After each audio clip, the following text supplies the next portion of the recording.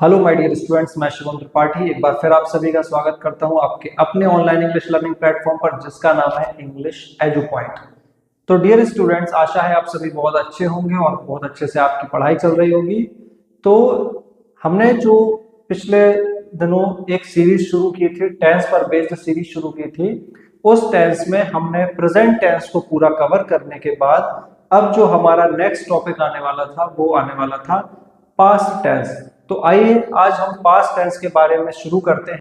आइए स्टूडेंट्स, देखते हैं आज का हमारा ये सब type past indefinite tense. Past indefinite tense, जिसे एक और नाम से भी जाना जाता है, उसे कहते हैं सिंपल पास्ट टेंस।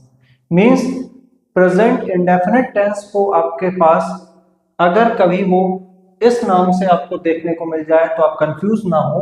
ये दोनों ही नाम एक ही प्रकार के सब टाइप के हैं, पास्ट इंडेफिनिट टेंस के। तो चाहे इसे आप पास्ट इंडेफिनिट टेंस कहें और चाहे आप इसे सिंपल पास्ट टेंस कहें, एक ही बात है।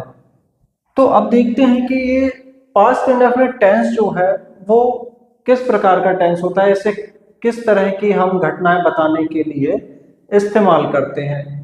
तो जो समय है वो किस तरह का समय डिस्क्राइब करता है ये पास्ट इंडेफिनिट टेंस। तो इसको यहां पर देखें अपन, used to describe an action that happened in past.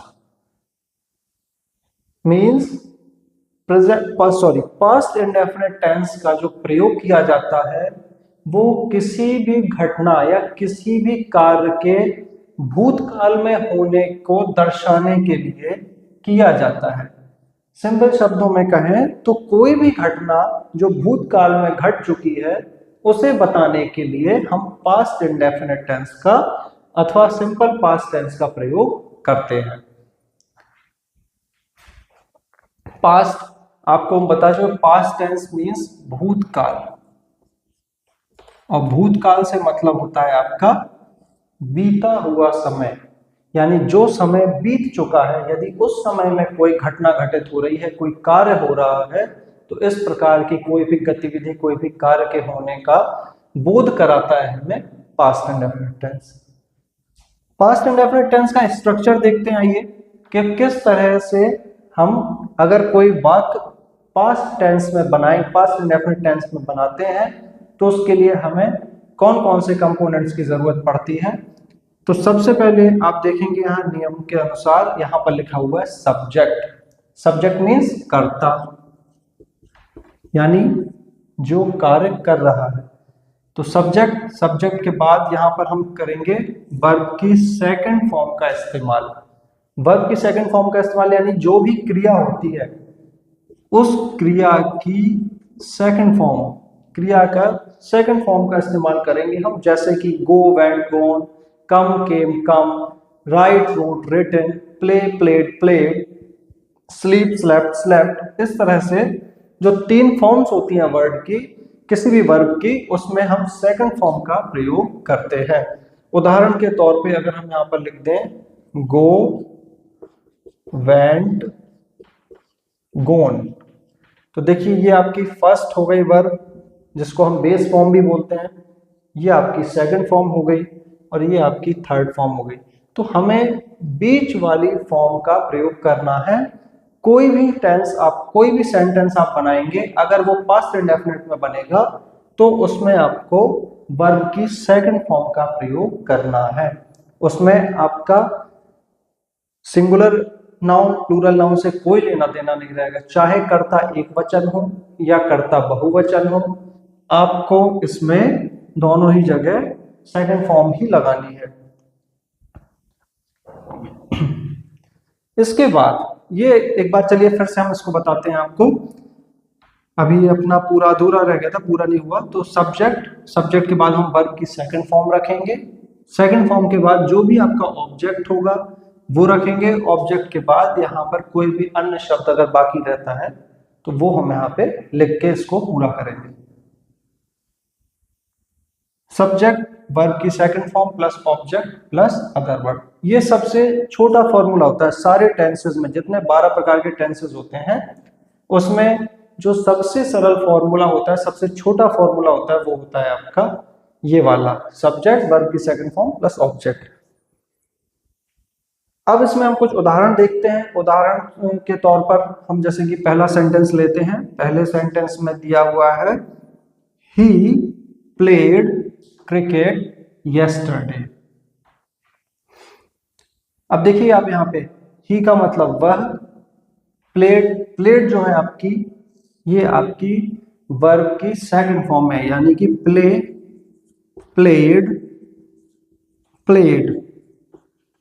तो प्लेड जो है आपका, ये प्लेड सेकंड फॉर्म, इसे हमने यहाँ पे क्रिया के तौर पर रखा, क्योंकि नियम क्या कहता है, सबसे पहले आप सब्जेक्ट रखोगे तो सब्जेक्ट हमारा कर्ता, यानी यहाँ क्रिकेट किसने खेला, क्रिकेट खेला उसने, वह, कोई भी पुरुष है, पुल्लिंग है, यहाँ पर पुल्लिंग करता है, कोई भी हो सकता है वो, यहाँ नाम नहीं दिया है, तो यहाँ हमने सर्वनाम जो है वह ही से काम चला रहे हैं। ही प्लेड क्रिकेट, उसने, वह क्रिकेट खेला। तो खेला देखिए वर्ब की सेकंड फॉर्म, यानी क्रिया में एडी लग गया आपका, तो ये आपकी सेकंड फॉर्म बन गई। क्रिकेट आपका ऑब्जेक्ट हो गया। क्या खेला, क्रिकेट खेला।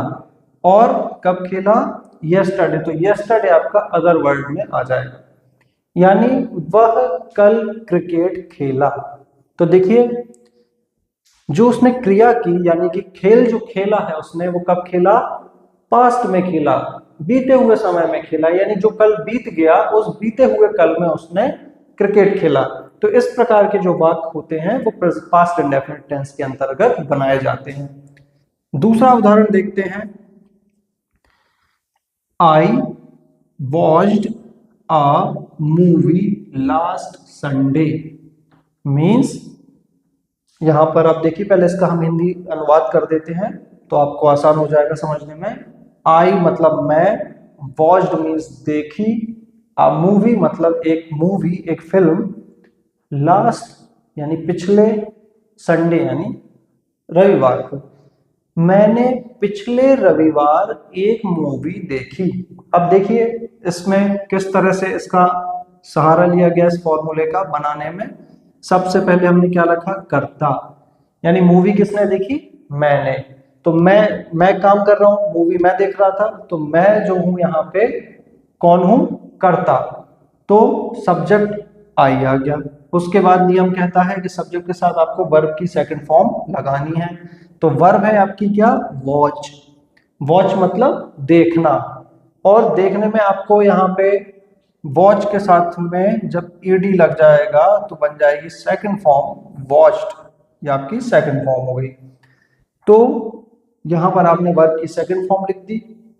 सेकंड फॉर्म के बाद फिर आपने ऑब्जेक्ट लिखा, यानी आपने क्या देखी, मूवी देखी, तो मूवी आपका ऑब्जेक्ट हो गया। और कब देखी, लास्ट संडे, पिछले रविवार, पिछले इतवार, तो ये जो लास्ट संडे है आपका, ये आपका अदर वर्ड में आ जाएगा, जो कि एक समय बता रहा है कि हमने कब देखी, पिछले रविवार को देखी। अगर इसमें ये नहीं भी होता, यानी कि लास्ट संडे नहीं होता, आपने केवल यहां तक बताया होता कि मैंने एक मूवी देखी, तो भी अपने आप में पूरा वाक्य है, और ये भी पास्ट इंडेफिनिट के अंतर्गत आएगा। ही प्लेड क्रिकेट, वह क्रिकेट खेला। अगर यहाँ यस्टरडे नहीं भी लिखा है आपने, केवल क्रिकेट तक है, तो भी ये पास्ट इंडेफिनिट शो कर रहा है कि ये सेंटेंस जो है आपका पास्ट इंडेफिनिट टेंस में लिखा गया है। तीसरा उदाहरण देखते हैं। They visited the Taj Mahal 2 months ago। वे, दे का मतलब वे, एक कुछ लोगों का समूह होगा, वो गए होंगे देखने के लिए, तो दे विजिटेड माने भ्रमण पे, भ्रमण करने, भ्रमण किया उन्होंने किसका, ताजमहल का, यानी ताजमहल देखने गए, ताजमहल देखा। कब देखा उन्होंने, 2 months ago, 2 महीने पहले। अगो का मतलब होता है पहले, पूर्व में, 2 महीने पहले। यानी कोई भी चीज अगर हमें पास्ट में बतानी हो कि कोई टाइम, कोई ड्यूरेशन, ये इतने समय पहले ऐसा हुआ, इतने साल पहले हुआ, इतने दशक पहले, इतने सदियों पहले, तो उसके पहले हम यहाँ पर वो इसके साथ अगो लगा देते। अगो का मतलब होता है भूतकाल में इतने समय पहले, तो ये अगो, अगो से मतलब पहले। तो वे ताजमहल घूमने गए या ताजमहल देखने गए 2 महीने पहले, वे 2 माह पहले ताजमहल देखने गए। तो ये तो इसका हिंदी अनुवाद हो गया। अब हिंदी अनुवाद के बाद इसमें हम देखते हैं कि किस तरह से हमने स्ट्रक्चर के आधार पे, ये नियम के आधार पे, रूल के आधार पे इस वाक्य को बनाया। तो देखिए सब्जेक्ट में आपने क्या रखा, दे, क्योंकि ताजमहल देखने कौन गया, वे लोग। तो काम कौन कर रहा है यहाँ पे, वे। तो जो वे है ये आपका सब्जेक्ट हो गया। सब्जेक्ट के बाद नियम कहता है कि आपको क्या लगाना है, वर्ब की सेकंड फॉर्म। तो देखिए विजिट होती है आपकी बेस फॉर्म, विजिट, और विजिट में लग गया ईडी तो बन गया विजिटेड। तो विजिटेड आपकी सेकंड फॉर्म बन गई। तो दे विजिटेड के बाद द ताजमहल, ये आपका ऑब्जेक्ट हो गया, यानी क्या देखने गए वो लोग, ताजमहल देखने गए, ताजमहल घूमने गए। अब आपके पास बचा क्या है, अदर वर्ड में आपका आ रहा है 2 महीने पहले, तो आप लिख देंगे 2 months ago। तो इस तरह से मेन जो पास्ट इंडेफिनिट टेंस में होते हैं कंपोनेंट्स, 3 कंपोनेंट्स मेन होते हैं, सब्जेक्ट, वर्ब की सेकंड फॉर्म, ऑब्जेक्ट। और यहां तक कि अगर ऑब्जेक्ट भी नहीं है आपके पास, केवल सब्जेक्ट है और वर्ब है, तो आप लिख सकते हैं इतना, जैसे कि ही एट, उसने खाया, ही डांस्ड, वह नाचा, ही स्लेप्ट, वह सो गया। तो इस तरह से आपके केवल सब्जेक्ट और वर्ब की सेकंड फॉर्म के आधार पे भी छोटा सा कोई वाक्य आपका बन सकता है, बनाया जा सकता है। इसके बाद चौथे नंबर पे देखते हैं, फिर से एक उदाहरण देखते हैं। We came to your home for party, हम आए तुम्हारे घर पार्टी के लिए, यानी हम पार्टी करने के लिए तुम्हारे घर आए। तो अब देखिए ये भी बीते हुए समय की घटना है, यानी हमने पहले गए उसके घर में, यानी अभी नहीं जा रहे ना आगे जाएंगे, हम गए। तो ये काम भी भूतकाल में घटित हो चुकी है घटना, ये कार्य हो चुका है, तो इसलिए इसको भी हमने पास्ट टेंस में रखा है, पास्ट इंडेफिनिट टेंस में। और पास्ट इंडेफिनिट टेंस में जो ये है, इसमें आप अगर इसका हिंदी अनुवाद करेंगे तो बनता है कि हम तुम्हारे घर पार्टी के लिए गए। अब देखिए स्ट्रक्चर से कैसे हेल्प ली इसको बनाने में। सबसे पहले हमने लिखा सब्जेक्ट वी, हम, वी का मतलब हम। केम बना है कम से, तो देखिए कम, केम, कम, इसकी फर्स्ट फॉर्म होती है कम, सेकंड फॉर्म होती है केम, थर्ड फॉर्म होती है कम। वापस से मतलब ये और ये सेम होती है, इसमें ओ की जगह ए हो जाता है, तो ये बन जाती है केम, कम, केम, कम। तो we came to your home for party, तो वी आपका सब्जेक्ट हो गया, सेकंड फॉर्म वर्ब की हो गई केम, कम की जगह केम हो गया क्योंकि वर्ब की सेकंड फॉर्म लिखनी है। टू योर हाउस या टू योर होम, तो ये आपका हो गया ऑब्जेक्ट, कहां आए, तुम्हारे घर आए, और उसके बाद किस लिए, पार्टी के लिए, तो अदर वर्ड में आ गया फॉर पार्टी। अब आपके सामने सेंटेंस आता है, Ravi helped you in studies, Ravi ने मदद की तुम्हारी किसमें, पढ़ाई में, स्टडीज में, अध्ययन में। तो Ravi helped you in studies, इसको देखते हैं आप कैसे बनाया स्ट्रक्चर के माध्यम से। रवि आपका सब्जेक्ट हो गया, रवि के बाद आपकी वर्ब आ रही है, वर्ब क्रिया, यानी रवि ने मदद करी, तो मदद करना एक काम है, तो काम यानी क्रिया, तो क्रिया की सेकंड फॉर्म बनेगी हेल्प में ईडी लगा के। तो हेल्प होती है बेस फॉर्म यानी मुख्य क्रिया, और उस मुख्य क्रिया में आप क्या लगा देंगे, मतलब बेस फॉर्म होती है, फर्स्ट फॉर्म होती है, इसमें आपने लगा दिया ईडी, तो बन गया हेल्प। अब यू जो है वो आपका ऑब्जेक्ट है, यहाँ पर रवि ने किसकी मदद की, तुम्हारी मदद, तो तुम्हारा जो ये है तुम के लिए यहाँ ऑब्जेक्ट के रूप में रखा है इसको। इन स्टडीज, किसमें, अध्ययन में, तो ये इन स्टडीज जो है आपका अदर वर्ड में आ जाएगा। रवि ने तुम्हारी मदद की पढ़ाई में, स्टडीज में, अध्ययन में। तो इस तरह से आपने कुछ उदाहरण के माध्यम से देखा कि किस तरह से हम इस स्ट्रक्चर को अप्लाई करके, इस रूल को अप्लाई करके, इसको फॉलो करते हुए यदि हम अपने वर्ड्स रखते जाते हैं तो हमारे वाक्य अंग्रेजी में पास्ट इंडेफिनिट टेंस के लिए तैयार हो जाते हैं, बन जाते हैं, या उसी को आप सिंपल पास्ट टेंस भी कहते हैं। तो ये दोनों नाम में आप कंफ्यूज ना हो, ये दोनों ही जो टाइप्स हैं ये एक ही हैं, चाहे आप इसे ये कह लें और चाहे आप इसे ये कह लें। तो इसी के साथ ही, चूंकि ये बहुत छोटा टॉपिक था आज का, सब टाइप बहुत छोटा है, पास्ट इंडेफिनिट टेंस आसान भी है, तो आशा करता हूं कि आप सभी को बहुत अच्छे से समझ में आ गया होगा।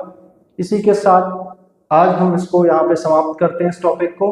अगली बार हम इसी के बाद का अगला टॉपिक लेकर के आपके सामने फिर उपस्थित होंगे। तब तक के लिए आप ऐसे ही पढ़ाई करते रहिए, सीखते रहिए, अपना ख्याल रखिए, खुश रहिए। Goodbye, take care.